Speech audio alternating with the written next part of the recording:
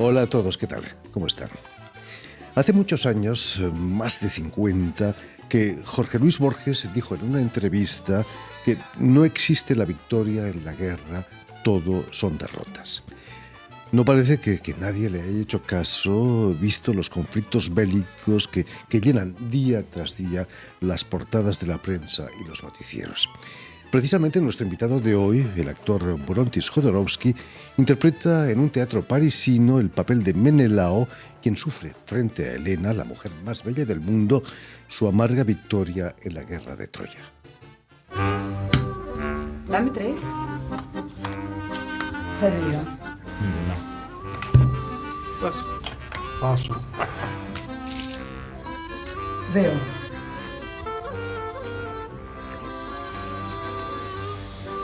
Cuatro reyes. 4 bases. Parece que volvió a perder, Jaime. Y el que pierde paga.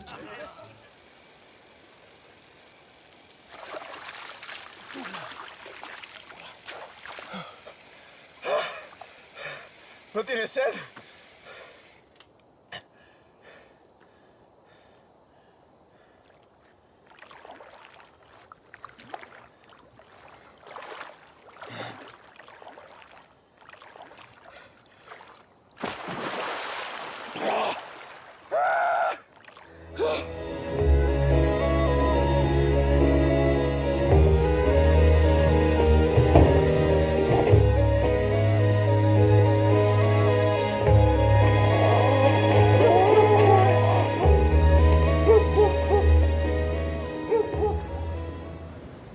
Tu sais que j'ai été adopté? Ça donne plutôt de bons résultats, non?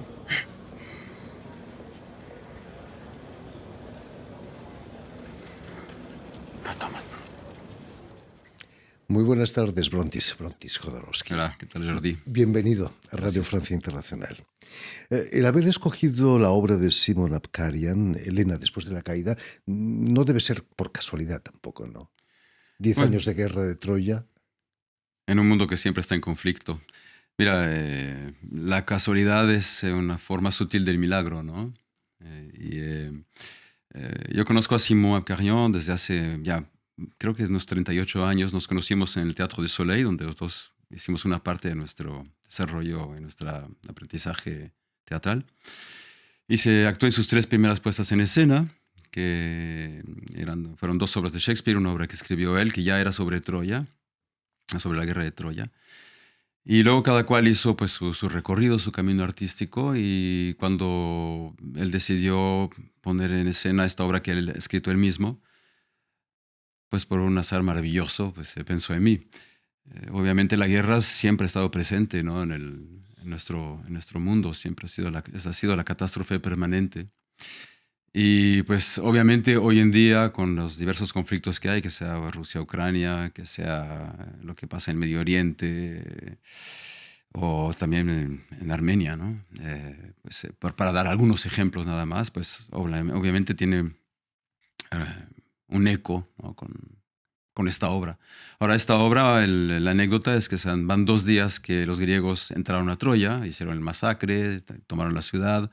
Y pues la causa de esta guerra, la causa oficial, se supone que es porque pues, Helena, la mujer de Menelao, se fue con París. O sea, París violó la ley fundamental de aquellos tiempos, que es la ley de la hospitalidad, ¿no? Entonces, no nada más vino, abusó de la hospitalidad de Menelao, pues se fue con su mujer, y además, según algunas versiones, se fue también con todas sus riquezas, ¿no?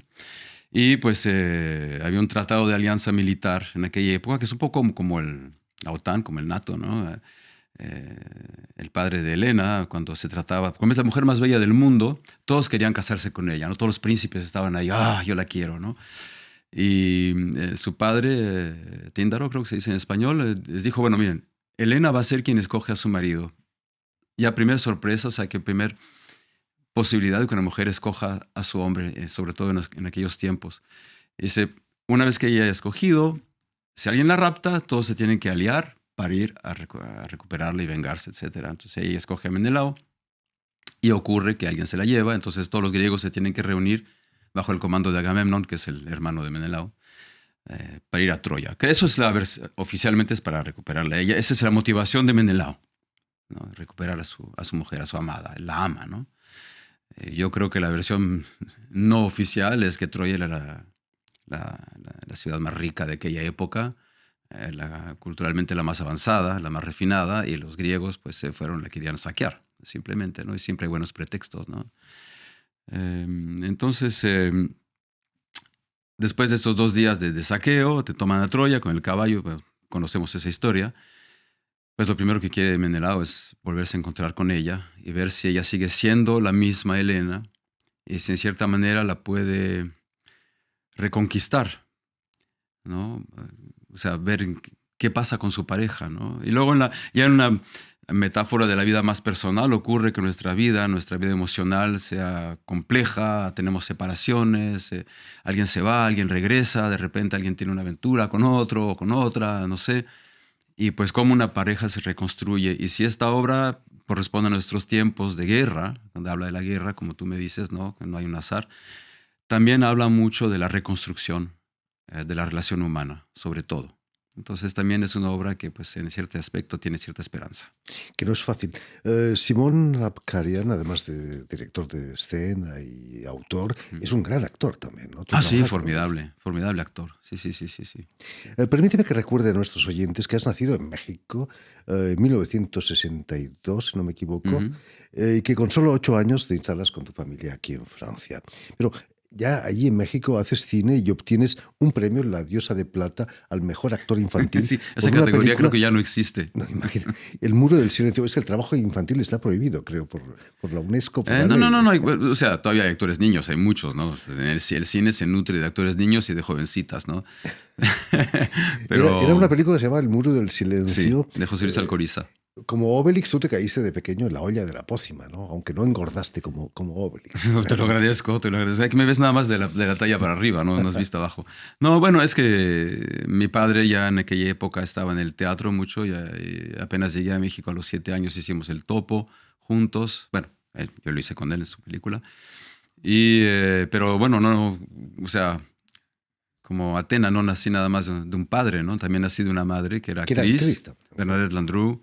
Que ella también era actriz, había hecho la formación de mimo en Marceau y luego más tarde se fue a estudiar a Polonia con el grupo de Grotowski. Y pues claro, ¿no? Uno es como, ¿cómo te digo? El hijo de un panadero pues quizás tiene cierta aptitud o cierto interés en hacer pan, si tiene buena relación con su padre y su madre panadero. Alguien que nace de padres doctores, por ejemplo, pues tendrá cierta inclinación a orientarse hacia la medicina o a ser dentista o algo así. Entonces, pues sí, en cierta manera fue un camino natural, pero al principio yo no quería hacer eso para nada. Yo de joven quería ser veterinario, justamente, y luego quise ser piloto de avión. Y fue un día, hablando de los azares, ¿no? De los milagros, de esta forma sutil del milagro, unos amigos fueron a una clase de teatro, yo tenía 17 años, fui con ellos porque no me quería aburrir esa tarde. Un alumno no vino, el profesor me dijo, ¿lo puede usted reemplazar, por favor? Hay 2 líneas que decir. Fui, lo hice y salí de ahí. Esto es lo que quiero hacer, ahí es donde quiero estar, en el escenario, para conocerme y conocer al mundo. El hecho de tener padres actores, ¿ha sido una ventaja para ti o a veces puede ser también un lastre en tu carrera? Ni lo uno ni lo otro. Mi madre, cuando le dije que quería dejar la universidad porque estaba estudiando en aquella época psicología, me dijo, no, pero hijo mío, eres demasiado inteligente para ser actor. Entonces ahí no sé cuál era el mensaje, si era una alabanza de mi inteligencia o un mensaje, si quieres ser actor, ponte tontito. Entonces nunca supe, no creo que es entre los dos. Y luego, pues de parte de mi padre, pues, nunca ni me ayudó ni no me ayudó, porque en aquella época mi padre había dejado ya totalmente el cine, al que ha vuelto desde hace poco. Era guionista de cómics, escritor. Entonces, mucha gente del teatro aquí en Francia no lo conocía por sus actividades en escena, sino más bien en el escenario, sino en las películas, sino más bien por los cómics. Entonces, eres el hijo del guionista del Incal. Bueno, eso es todo, ¿no? Entonces... Y además yo siempre quise hacer mi recorrido a mi manera, con gente que yo consideraba que era la que me podía aportar y en un territorio teatral en el que yo podía florecer, porque no todos los actores florecemos en el mismo territorio teatral, ¿no? Hay muchas formas de teatro y de actuación.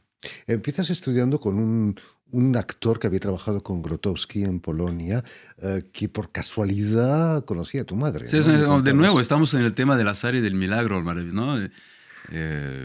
Cuando después de un cierto tiempo de haber hecho mi búsqueda solo, porque yo fundé una compañía de teatro amateur, porque como era muy ignorante, era muy pretencioso, entonces pensé yo voy a hacer teatro solo y lo voy a inventar todo de nuevo, y pues después de 2 años ya aprendí lo máximo que podía aprender por mí mismo, que por lo menos era una base sólida de la experiencia, monté un par de obras, pero en un momento dado me dije, no, pues yo tengo que encontrar un maestro, alguien que me eleve, ¿no? Que realmente me ponga sobre un camino, y el azar me hizo conocer a Richard Chislak, que en los años 70, antes, había sido el actor emblemático de Grotowski. Y en aquella época ya estaba él trabajando con Peter Brook en el Mahabharata. Y lo llamé por teléfono, lo contacté, le dije, Chislak, yo quisiera trabajar con usted, quiero aprender. Me dijo, Brontis, yo no doy clases, no tengo grupo. Le dije, no importa, yo organizo una clase, yo organizo un grupo, encuentro una sala. Y en la Cartoucherie, en el Teatro de l'Epette-Bois, nos acogió ahí Antonio Díaz Florian, nos prestó una sala, bueno, rentó una sala por un precio muy módico. Y trabajé con él un par de años. Y al año y medio me dice de repente, Chislak, oye, ¿me recuerdas a alguien? ¿Me recuerdas a una mujer, Bernadette Landru, que estuvo trabajando con nosotros en los 70s en Polonia? Y ahí yo, bueno, perdón, pero sí, como se dice, me caí en mi trasero ahí, porque es mi madre. Y dije, ¿pero cómo? Sí, pero eso es mi madre. Ah, pero tú eras el niño, de ese niño de 5 años que estaba ahí entre nuestras patas cuando hacíamos trainings. Entonces lo increíble es que yo había olvidado totalmente, sabía que habíamos estado en Polonia, pero yo me acordaba del internado en el que yo había estado, pero no me acordaba para nada de haber estado en los trainings de esa compañía, de ese grupo. Y la fuerza del inconsciente hizo que provocó el azar que me encontrara con Chislak y pudiera aprender con él 2 años, y que fue una formación que todavía hoy en día me sirve. Hablando de formaciones importantes, 7 años en el Teatro du Soleil con Ariane Mushkin, Sí. dejan huella, imagino, ¿no? Fundamental. Fundamental. Hay el periodo con Chislak, que es la orientación, digamos, hacia Grotowski, el trabajo corporal, la memoria corporal, bueno, toda una cantidad de cosas. Y luego el trabajo con Ariane Mushkin, que fue realmente una enseñanza maravillosa dentro de la práctica, porque cuando entras en esa compañía, pues eres actor de la compañía. Entonces, claro, tienes un papelito pequeño, y cada periodo de ensayos de una obra es al mismo tiempo un periodo pedagógico. O sea, a veces toman 7, 6, 7, 8, 9 meses ensayar una obra, porque ella le da el tiempo de laborar, de trabajar su compañía, sus actores, hacerlos avanzar, tratar papeles en los ensayos que no van a actuar porque no están maduros lo suficiente, pero los hace progresar.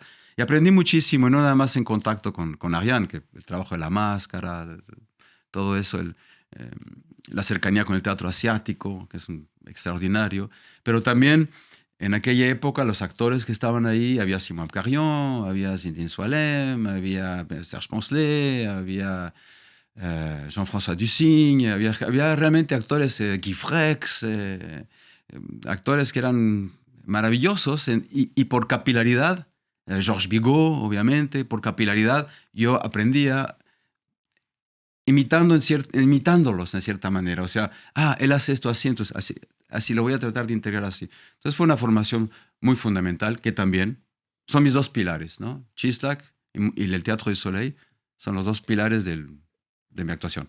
Además, trabajar en el Teatro du Soleil para un actor joven es una lección de humildad, ¿no? Allí me han dicho que uno hace de todo.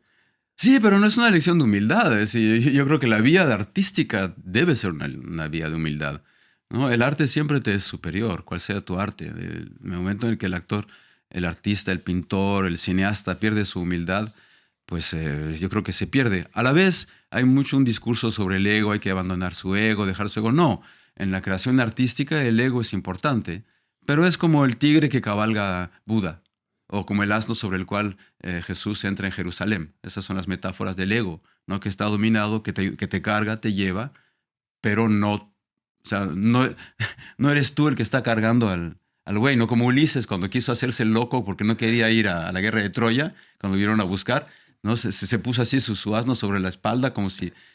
bueno, eso Le dieron el plumero, como dicen.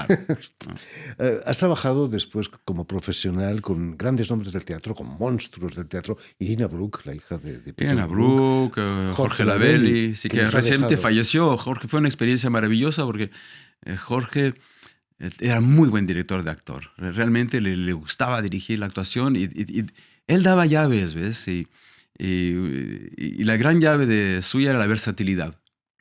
Entonces él me enseñó, apenas estás en un estado, en un sentimiento, cambia, pasa otra cosa, pasa. Entonces era como, realmente había una especie de malabarismo emocional en la actuación, muy bonito. Y había mucha ligereza en el trabajo con él y mucha velocidad, era muy veloz en el trabajo.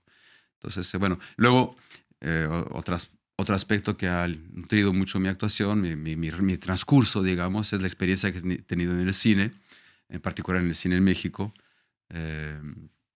que también te llevan a una actuación más contenida, más retenida, y en la que pues tienes que vehicular al mismo tiempo lo que conoces de la teatralidad, pero para la cámara. En el teatro tú das, ¿no? Y el público está ahí, recibe, mientras que en el cine tienes que dejar que la cámara tome de ti. Entonces es un lugar muy particular que también sirve para ciertas obras de teatro, y en particular yo creo que esta Hélène après la chute, que es la obra que voy a dar ahora en el Teatro del Athénée, hay algo de eso, hay algo de una actuación que está en la franja del cine y del teatro, porque es realmente un diálogo íntimo entre estas dos personas, ¿no? Entre Elena y Menelaos, y cómo hacen un camino para, por lo menos, intentar reencontrarse. Hablando del Teatro del Athénée y de monstruos del teatro, fue el teatro de Louis Jouvet, el gran actor francés, Sí. que viajó mucho a América Latina, hizo giras por América Latina. Claro, sobre todo durante la ocupación. Exacto, alemana. exactamente. Se siente el espíritu de Louis Jouvet en el teatro. Bueno, eso son las fantasías que tenemos nosotros en tanto que actores, ¿no? O sea, pero la verdad, claro, tú vas ahí, te dicen, en este camerino se sentó Louis Jouvet. Aquí pongo mi posterior en esta silla en que quizás Louis Jouvet se maquilló frente a este espejo, ¿no? Y claro, quiere recibir algo de eso, pero también eso es mi manera de ser. Y en cada teatro al que voy, cada vez que actúo, siempre antes de entrar en escena, tengo un pequeño ritual personal que hago yo, y dentro de ese pequeño ritual recuerdo a todos los actores que han actuado en ese escenario. No los conozco a todos, obviamente, pero soy consciente que soy como parte de una carrera de relevo, cuyo objetivo, cuya meta es desarrollar la imaginación del público, para que al salir del teatro, porque yo creo que es lo único que el teatro puede hacer, no puede cambiar al mundo, pero puede entrenar la imaginación del público a través de las historias, de las leyendas, a través del simple desarrollo de la imaginación, que es imaginar distintos decorados según lo que vas contando. Entonces el cerebro del espectador se va así como musculando, ¿no? Entonces tiene más fuerza al salir del teatro para imaginar otro mundo que el mundo que se nos es propuesto. Yo creo que esa es la misión del teatro, es abrir la imaginación. Ha cambiado mucho el mundo del teatro también desde los tiempos de Louis Jouvet. Se han acabado los histriones. Recuerdo la obra de Sartre, King. No hay actores demasiado bueno, luego de repente hay vedettes del stand-up de la tele, ¿no? Entonces es una pena. Ahora, a la vez, ¿por qué un actor que hace stand-up en la televisión, un cómico, no podría tener la ambición de ir al teatro y hacer cosas más profundas o una relación directa con el público? Uno tiene tendencia muy fácil, es muy fácil juzgar. Lo que yo espero, es que pues cada persona que va a poner el pie en un escenario de teatro se dé cuenta de que al origen el teatro era un ritual sagrado. Entonces hay algo de sagrado, hay algo de sagrado y algo que exige ponerse en un lugar en el que vas a ambicionar un cierto nivel, una cierta elevación, ¿no? Porque si, perdón, yo digo así como metáfora, entre comillas, ¿no? Si vas a hacer la misma caca en el escenario que haces en la tele está bien para la diversión, distraerse, etcétera, ¿no? El teatro también es distraerse, pero también abrir la conciencia en cierta manera, ¿no? Hay algo que es más, hay una nobleza en la que yo creo que todo actor, todo artista tiene derecho a aspirar, pero que por lo menos se aspire a eso, ya es un buen punto. Suena un poco presumido, pero... No, en absoluto. Simón Apkarian, el autor del texto, es un enamorado de las tragedias griegas. Sí. ¿Qué tienen las tragedias griegas que han sobrevivido 5.000 años, como tú me decías, desde su escritura? Es muy increíble, porque es mitología, ¿ves? A la base de toda civilización hay una mitología. Nuestra mitología es el Antiguo Testamento y el Evangelio, para aquí en las sociedades judio-cristianas. Otras mitologías en India, etcétera, es politeísmo, etcétera, relacionado con eso. Pero al origen de nuestra propia mitología está el politeísmo y está la mitología griega. Ahora, cuando llegó el monoteísmo, lo pongo en un nivel no religioso, sino cultural, hubo un trastorno, una transformación de la imaginación. Y a mí yo que estudio mucho para esta obra, pero ya en general, la mitología griega, lo que más me sorprende es cómo su estructura imaginativa es muy distinta de la nuestra. En las historias de los dioses, nuestra noción del bien y del mal no existen. Entonces penetrar en esas historias es de cierta manera flexibilizar nuestra mente, abrirla y también ir a nuestro origen. Tú sabes que genéticamente pues estamos cada uno de nosotros ligados con un ser que vivió hace 5,000 años. O sea, algo nos queda, de padre a hijo, a hija, a madre, a tía, a abuela, algo nos queda. Y, por ejemplo, un día fui a ver una puesta en escena de Purcarete, de El Agamemnón, de Esquilos. Y entonces eso empieza después del discurso del vigilante, ¿no? Que es un pequeñito monólogo, entra el coro, ¿no? Entra el coro y entonces si lo traduzco mal en español, hace 10 años que la flota griega se fue a conquistar a Troya, etc. Y apenas empezó ese texto me cubrí de escalofríos, o sea, del recuerdo me lo está provocando de nuevo. Y me dije, ¿pero por qué me da tal emoción? Pero es porque en mi inconsciente esas leyendas, esas historias están grabadas muy profundamente. Entonces, yo creo que sobrevive, esas historias todavía nos hablan, todavía nos tocan, porque genéticamente están inscritas en nosotros. Y nos llevan a otros esquemas, que los esquemas del bien, el mal, la mujer pecaminosa, el hombre tonto que se dejó llevar, todos esos esquemas que tenemos en nuestra mente que corresponden en cierta manera, pero también son muy limitados. No han cambiado tanto las cosas, ¿no? En 5,000 años. Las pasiones son las mismas. Sí, no, ¿ves? Claro. Pero vamos más rápido. Eso sí, eso es todo. Y la obra es un cara a cara de Brontis Jodorowsky con Aurore Fremont, que interpreta a la bella Helena. Sí. Puede incluso recordar ese diálogo, la danza macabra de Strindberg, ¿no? Es una guerra después de la guerra. Sí, muy bien, Jordi, exactamente. Es muy buena observación. Es todo el proceso. Es justamente, yo creo que en esa hora y media que dura la obra y en ese reencuentro 2 días después de una masacre loca, porque los griegos entraron y incendiaron, masacraron, violaron, robaron, hicieron la barbarie total. En ese reencuentro está la guerra, está la tentativa de explicar, de justificar lo injustificable y el camino hacia un reencuentro, una reconciliación que parece imposible, como en ciertos conflictos hoy, que desesperantes, que parecen que no hay y no habrá ninguna solución. Pero todas las guerras han acabado por resolverse a partir del momento que ha habido la voluntad de que se resuelvan. Y eso es donde ahí, pues, para hablar de lo que pasa hoy, lo que más me preocupa a mí es que en el conflicto del cual se habla mucho hoy, desgraciadamente no veo el deseo entre las gentes que se están combatiendo, el deseo de que no haya guerra, ¿no? Y yo no creo que las situaciones se resuelvan a través de la violencia, de cualquier tipo que sea. Hay que hablar. Hay que poder hablar. En fin, pues ya lo saben. Tienen una cita en el Teatro del Athénée, aquí en París, para el estreno el 7 de noviembre, la semana que viene. Ya viene. De Hélène, después de la caída, un texto escrito y puesto en escena también por Simone Abkarian e interpretado por Aurore Fremont, en el papel de Helena, y Brontis Jodorowsky. Y tengo que decir que en escena tenemos una pianista que se llama Masha Garibian, que es increíble. Ella tiene 2 discos, ya que han salido 2 o 3, creo. 2 discos y un live. Es una pianista y una cantante excepcional. Y estamos los 3 juntos. Y hay una relación entre el texto y la música realmente preciosa. Además dicen que la música mansa a las fieras. Sí, será por eso que Simón la puso en su puesta en escena.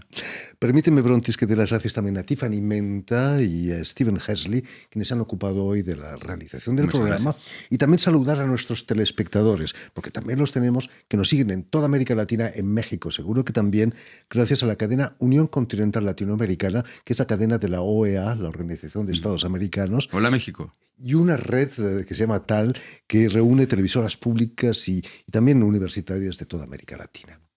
Gracias, Jordi. No hay de qué. Y a ustedes, muchísimas gracias también por seguirnos. Les damos cita para una nueva edición de El Invitado de Radio Francia Internacional. Dame 3. Servido. Paso. Veo.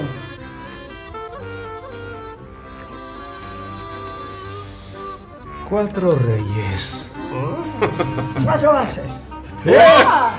Parece que volvió a perder, Jaime. Y el que pierde paga.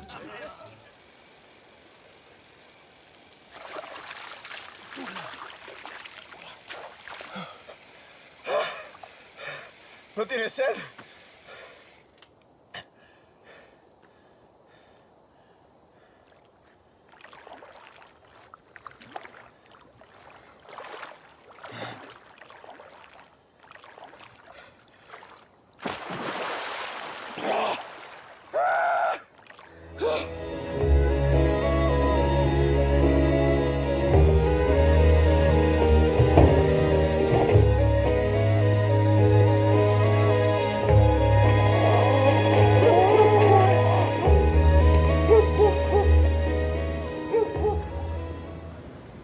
Tu sais que j'ai été adopté? Ça donne plutôt de bons résultats, non?